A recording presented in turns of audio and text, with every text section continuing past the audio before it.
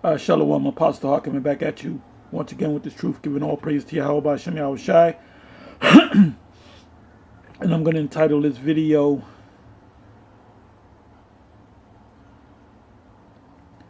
Esau, thou shalt be cut off forever. And you already know what I'm going to go into.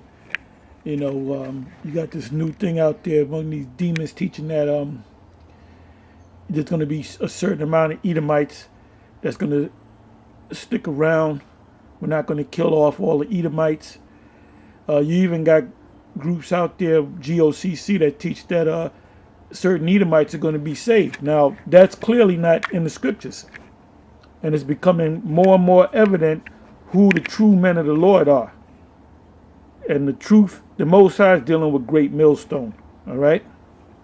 A lot of times we say the Most High is dealing with great millstone, and any group that teaches the same thing, well, they're part of great millstone because they got it from great millstone.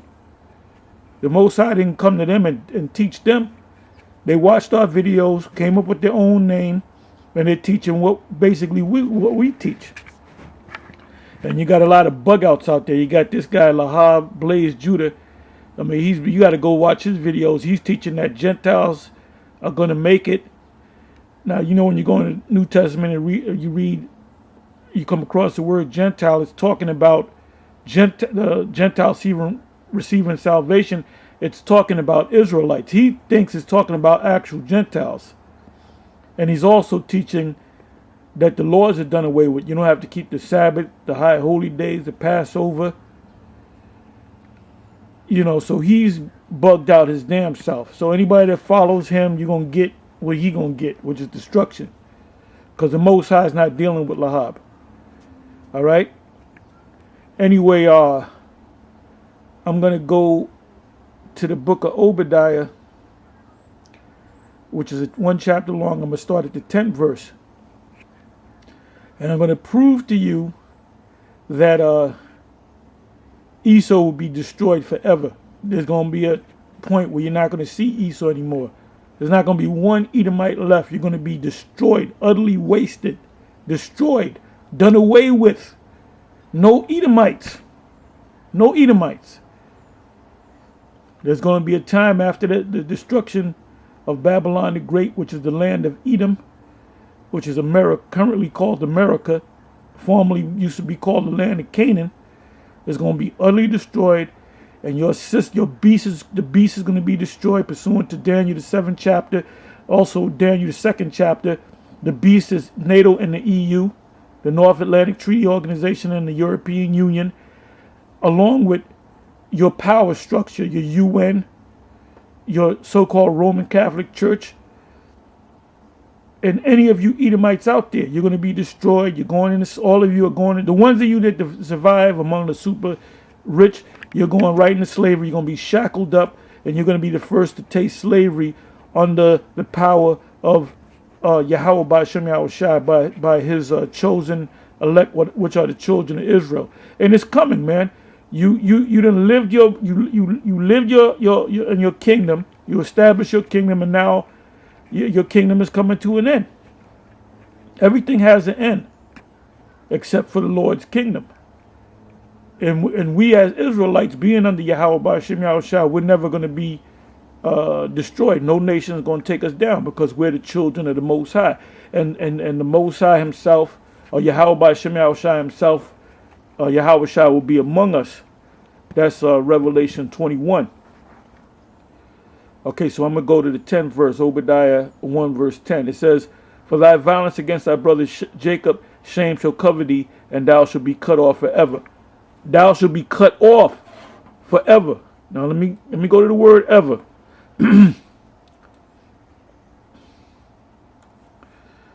The word ever or forever is Iwalam.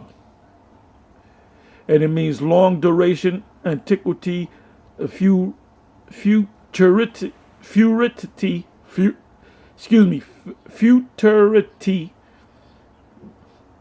forever, ever, everlasting, evermore, perpetual, old, ancient, old, a world, ancient time, long time, of past, of future, forever, always, continuous existence, perpetual, everlasting, indefinite, or unending future eternity.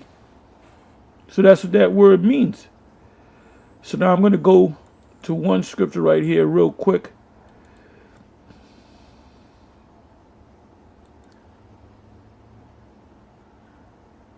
Okay, this is Revelation 9 verse 16. It says, and I can go to a bunch of scriptures, but I'm just going to go to this one scripture. It says in Genesis 9 verse 16, and the bow, meaning the rainbow, shall be, and this was a covenant. Matter of fact, let me go back a verse or two.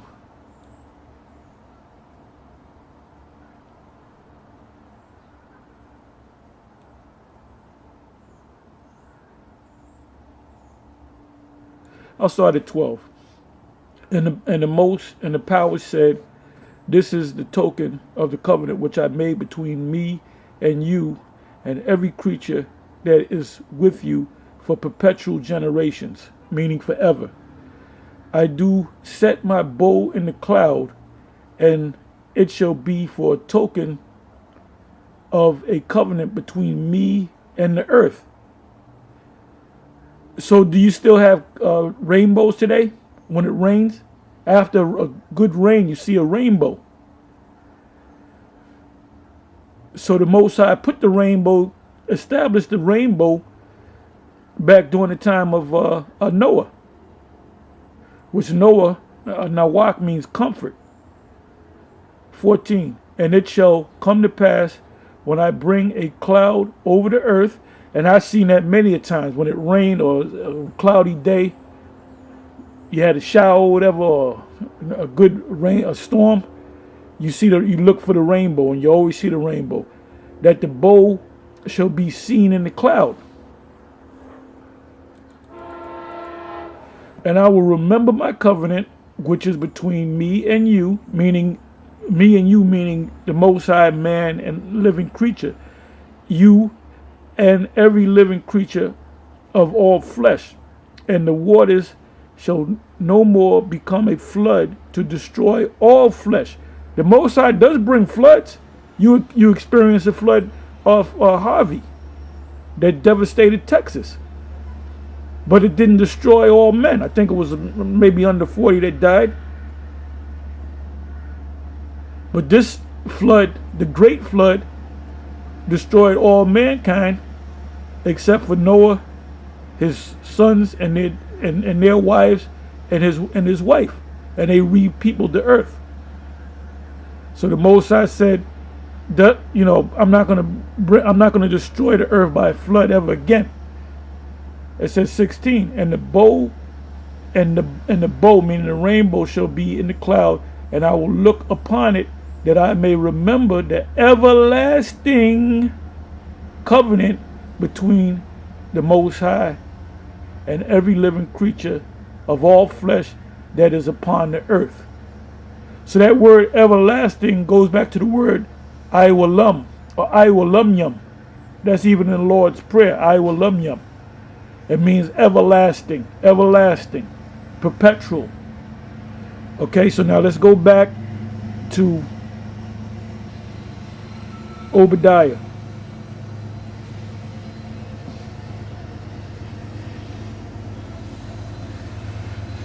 So I can close it right now. I already proved my point. It says, Obadiah 1 verse 10, for thy violence against thy brother Jacob, shame, and it's talking about Esau, because you can read from the top, the first verse if you like. Jacob, for thy violence against thy brother Jacob, shame shall cover thee, and thou, Esau, the Edomites, every last one of them, thou shalt be cut off forever. And like I said, the word there forever is Iwalam or Iwalamyam, which meaning perpetual. They're going to be cut off forever. All of them. You ain't going to have 5 Edomites scraggling around in the kingdom or in the woods somewhere. They're going to be cut off. All right? It says 11 verse, In the day that thou stoodest on the other side, in the day that the strangers carried away captive his forces. Those strangers are talking about the Babylonians, which you can read about in First Ezra chapter 1 and also in chapter 2. It goes into the history. You can also go into the Josephus if you like. 11 verse again. And the day that thou stoodest on the other side, in the day that the strangers, the Babylonians, are carried away captive, his forces and foreigners entered into his gate. Those foreigners were the Babylonian Empire, and cast lots upon Jerusalem. Even thou was one of them. Meaning, the Edomites, they were a part of us being brought down. They helped the Babylonians. Any Israelites that were hidden, the Edomites, which is supposed to be our brothers by way of Abraham, they came up against us. Okay, goes on and says the 12th verse, but thou shouldest not have looked on the day of thy brother in the day, and I'll keep going. Brother, in the day that he became a stranger, neither shouldest thou have rejoiced over the children of Judah in the day of their destruction. So Esau, the Edomites, they rejoice in the day of our destruction, so they have to pay. Neither shouldest thou have spoken proudly in the day of distress. And you got these clown-ass Israelites saying we're not supposed to hate Esau. The scriptures say you can hate your wife. If you have two wives, one you love and the other hateth, but you can't hate Esau. Like I said, you got to get away from these bootleg camps, man. Great Millstone is the only ones that go deep and really, go into these scriptures. And that's why we push the mark of the beast so strongly. 13 verse, thou shouldst not have entered into the gate of my people in the day of their calamity. And that's what you Edomites did. Yeah, thou shouldst not have looked on their affliction in the day of their calamity, nor have laid hands on their substance in the day of their calamity. So you were doing the same thing that the Babylonians were doing. You were taking our substance. And the way you're going to pay for it is going into slavery and being cut off forever. It said 14 verse, neither shouldst thou have stood in the crossway to cut off those of his that did escape. So the Israelites that escaped, you Edomites cut them off. Neither shouldst thou have delivered up those of his that did remain in the day of distress.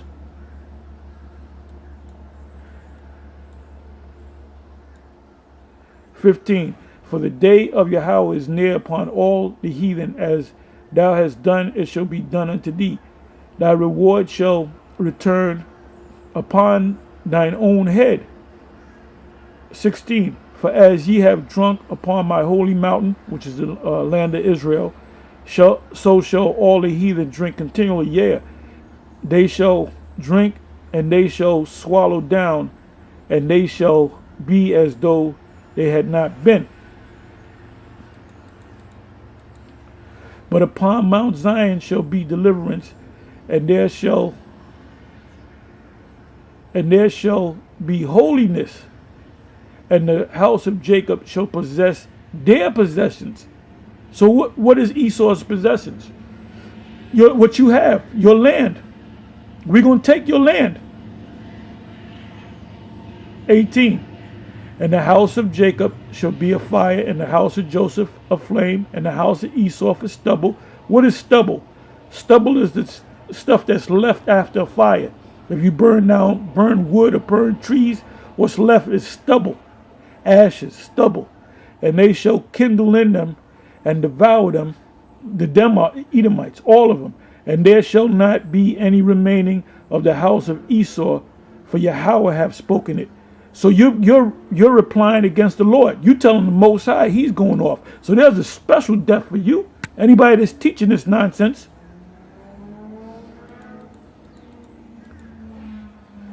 19, and they of the south shall possess the mount of Esau. So the southern tribes like Judah or the kingdom of Judah, they're going to possess the mount of Esau. We're going to possess that land. In other words, our land is going to be broadened. Let me read that again. 19 verse. And they of the south shall possess the mount of Esau, and they of the plain, the Philistines, and they shall possess the fields of Ephraim. So Ephraim's going to get their land back, Samaria, and the fields of Samaria, and Benjamin shall possess Gilead, because Gilead is the land of the tribe of Benjamin. So where's Esau going to be? He's going to be out of there. It says, 20th verse, and the captivity of this host of the children of Israel shall possess that of the Canaanites, which the Most High gave us the land of Canaan in the first place, even unto Zarephath, and the captivity of Jerusalem or Jerusalem, which is in Sepharad, shall possess the cities of the south, and saviors shall come up, Israelites starting from the elect on down, shall come up on Mount Zion to judge. Look at it, to judge the mount of Esau. Who's going to be in the land of Esau? Jump back up to the 19th verse. And they of the south, which is the kingdom of Judah, or the tribe of Judah, shall possess the mount of Esau. It said we're going to possess the mount of Esau. We're going to possess their lands.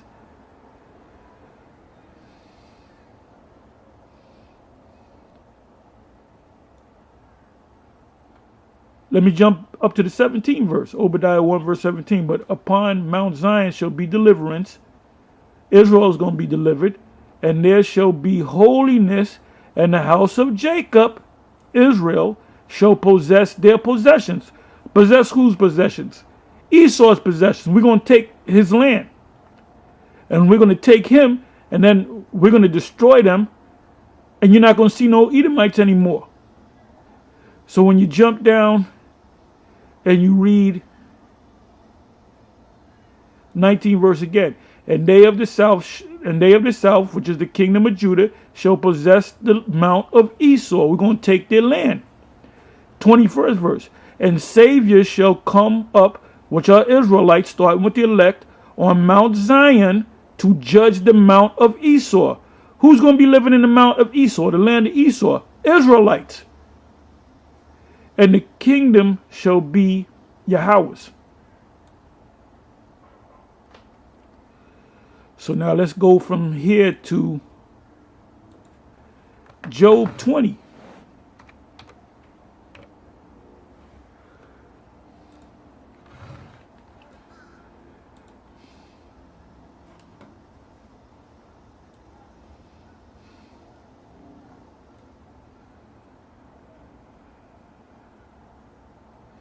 Bear me for a minute.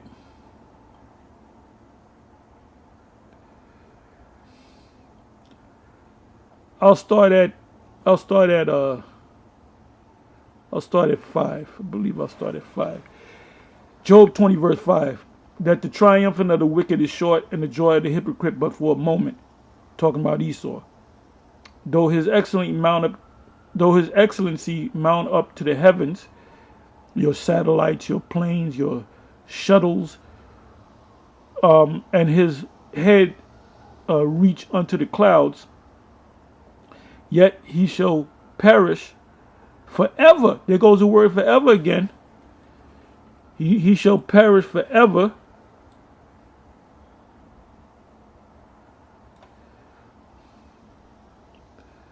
Let's look up the word for perish. The word is ibad. It means destroy, lose, fail, perish. surely, utterly, broken, destruction, escape, flee, spendeth, undone, void. You're going to be void.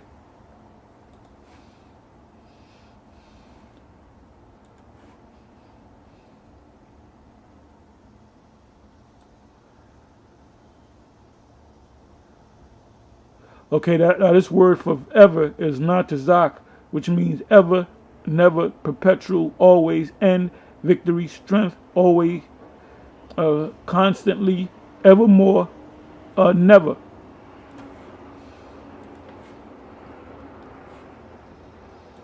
Or you can play with this word if you want it, man.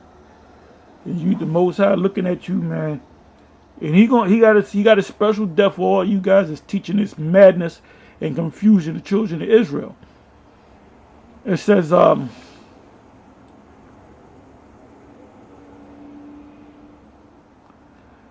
verse, Job 20 verse 7. Yet he shall perish forever like his own dung.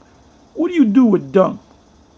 Oh shit, when you go to the toilet and you flush the toilet and you come back later and you go to the bathroom again and you see a piece of shit or a turd still floating up there, you get mad, right? And you flush it harder. So when you look, you don't want to ever see the shit that come out your ass. You don't want to see that again. Once you flush it down the toilet, you don't want to see it coming back again. So it's the same thing with Esau. He's going to be flushed down the spiritual toilet by fire. He's going to be burnt. 7th verse again. Yet he shall perish forever like his own dung. They which have seen him shall say, where is he? You're going to be looking to see where Esau is, and you ain't going to find him because he's not going to be nowhere on the planet. 8th verse. He shall fly away. So you better hope like hell. You people out there that look like Edomites, you better hope like hell you got some Israelite blood in you, or some Ishmaelite blood in you, or some Hamitic spirit in you. You better hope that you any nation outside of Esau, because Esau will be done away with, man. And I'm reading it out the scriptures.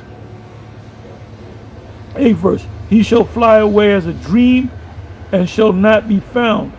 You ever have a dream and it was a good dream? You might have had a feeling for a particular chick that you might have ran to, or somebody in high school, and you know you can't get to her because she on a higher level as far as looking good, as far as fine with a capital fine, and you dream that you with her, and then you wake up from the dream, and then you wish you go back to sleep so you can go back to the dream, and you can't connect with that dream no more. I'm just using it as an example. Don't be making a video. Tahar used to like this girl in high school. He dreamt of her, and he I'm just using it as an example. All right. It says 8th verse. He shall fly away as a dream and shall not be found. You have a good dream. You want to go back to sleep after you wake up, and you want to be in that dream again. Yeah. He shall be chased away as a vision of the night. You're not going to see him no more. It says, the eye also which saw him shall see him no more. Neither shall his place any more behold him. His children shall seek to please the poor, and his hands shall restore their goods. His bones are full of the sin of his youth. Because when we get on Esau, they'll say, well, wait a minute, that was my foreparents. I wasn't around. Then you teach them that there's a thing called reincarnation. You are your foreparents in reincarnation. You did that to us in another life. It says, 11th verse, his bones are full of the sin of his youth, which shall lie down with him in the dust. 12th verse, though wickedness be sweet in his mouth, though he hide it under his tongue, though he spare it and forsake it not, but keep it are still within his mouth. That's the Illuminati. That's the elite. I'm not talking about no regular, Joe Edomite. 14 verse. Yet his meat and his bowels is turned. It is the gall of asp within him. He hath swallowed down riches, and he shall vomit them up again. So Esau, the riches that the material wealth that he has in gold and silver and the different resources, all that's going to be given to us. It's going to be turned over to us. The Most High shall cast him out of his belly. He shall suck the poison of asps. If you suck the poison of asps, if you have poison in you by a deadly snake, what's going to happen? You're going to die. The viper's tongue shall slay him. He shall not see the rivers, the floods, the brooks of honey and butter. Why? Because he's going to be destroyed. He's going to be destroyed. Okay, so now let's go from there. We got one more scripture I want to go to, which is Isaiah 14.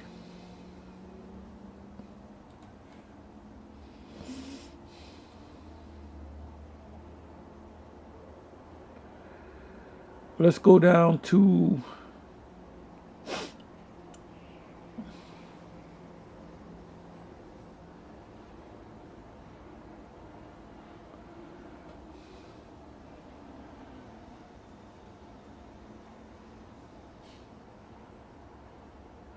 I'll start at 19 verse.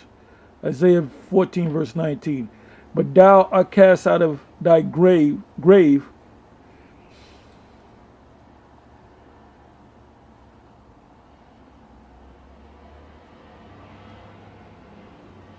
Okay, it says, but thou art, and this is a good chapter. You should read it from the first verse. But thou art cast out of thy graves like an abominable branch, and as the remnant of those that are slain, thrust through with a sword, that go down to the stones of the pit, as a carcass underfoot, trodden underfoot. 20. Thou shalt not be joined with them in burial, because thou hast destroyed thy land. So you're not going to have that land. You're not going to have that land. You have destroyed your land, and we're going to take that land, Judah, and slain thine people. The seed of evildoers, another word for Esau, evildoers, shall never be renowned. They're not going to be famous. It says, prepare slaughter for his children, for the iniquity of their fathers, that they do not rise, nor possess the land, nor fill the face of the world with cities, because they're going to be gone. We just read that in Obadiah, and we read that in Job 20.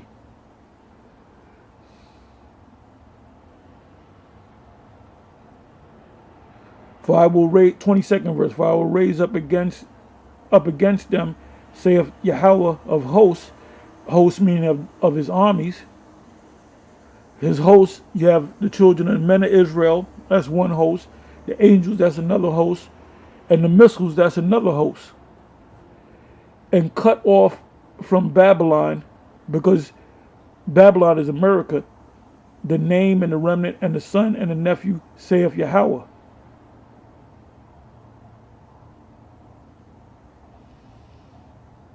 So once Babylon is destroyed, NATO's going to be destroyed. The EU's going to be destroyed. The UN's going to be destroyed. The Roman Catholic institution is going to be destroyed. The Black Pope is going to be destroyed.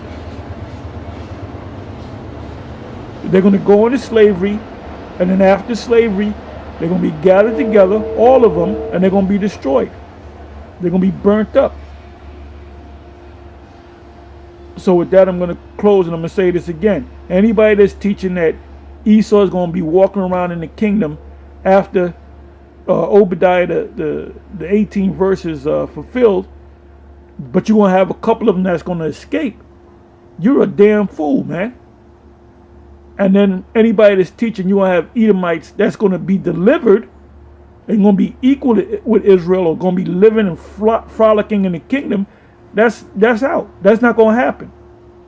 That's not going to happen. Anyway, with that, I'm going to say shalom.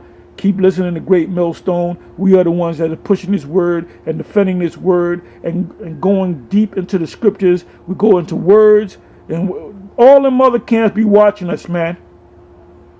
All them other camps be watching us to see what new thing the Most High gave us to bring out to y'all.